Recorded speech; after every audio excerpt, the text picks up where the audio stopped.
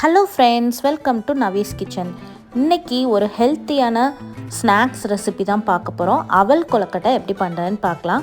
குழந்தைங்களுக்கு எப்போ பார்த்தாலும் முறுக்கு சிப்ஸுன்னு போட்டு ஸ்நாக்ஸ் பாக்ஸில் கொடுக்குறதுக்கு போர் அடிச்சுன்னா இந்த மாதிரி ஒரு ரெசிபியை கொடுத்து பாருங்கள். குழந்தைங்கள்லாம் விரும்பி சாப்பிடுவாங்க. கண்டிப்பாக இந்த ரெசிபி அவங்களுக்கு ரொம்பவே பிடிக்கும். எப்படி பண்ணுறதுன்னு நம்ம சேனலில் பார்க்கலாம் வாங்க. 1 கப் அவல் எடுத்திருக்கேன். இதை ஒரு அரை டம்ளர் ஊற்றி நம்ம 5 மினிட்ஸ் ஊற வச்சுக்கலாம்.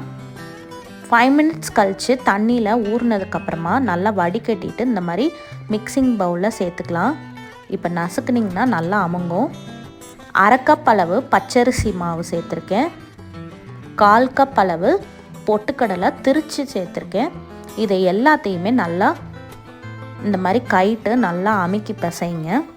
கூடவே அரை கப் அளவு நாட்டு சர்க்கரை இல்லை அப்படின்னா வெல்லம் நீங்கள் இந்த மாதிரி காய்ச்சி அதில் சேர்த்துக்கோங்க. இப்போ எல்லாத்தையும் நல்லா மிக்ஸ் பண்ணிவிட்டு இப்போ கையில் இப்படி பிடிச்சிங்க அப்படின்னாலே நல்லா பிடிக்க வரும். அரை கப் அளவு துருவின தேங்காய், அப்போனா தான் கொழுக்கட்டை நல்லா டேஸ்ட்டாக வரும்.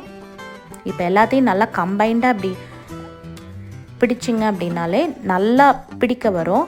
கையில் ஒரு நெய் தடவிட்டு இந்த மாதிரி பிடிச்சு இட்லி தட்டில் இந்த மாதிரி அடுக்கி வச்சுருங்க. இப்போ இட்லி பாத்திரம் நல்லா கொதிச்சதுக்கப்புறமா இந்த தட்டை உள்ளே வச்சுட்டு நம்ம 5லேருந்து 8 நிமிஷம் வரைக்கும் நல்லா வேக வச்சிடலாம்.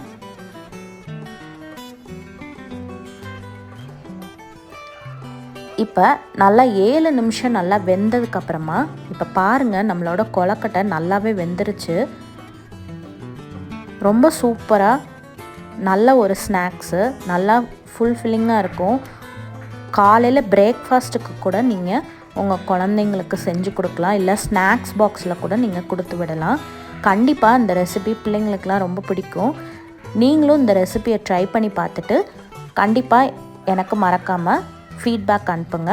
அதுக்கு முன்னாடி நம்ம சேனலை ஃபஸ்ட் டைம் பார்க்குறீங்க அப்படின்னா நவீஸ் கிச்சனுக்கு சப்ஸ்கிரைப் பண்ணிடுங்க. அப்போனா தான் அடுத்தடுத்த அப்டேட்ஸ் உங்களுக்கு வந்துகிட்டே இருக்கும். நெக்ஸ்ட் வீடியோவில் ஒரு புது ரெசிபியோடு உங்களை சந்திக்கிறேன். Bye bye.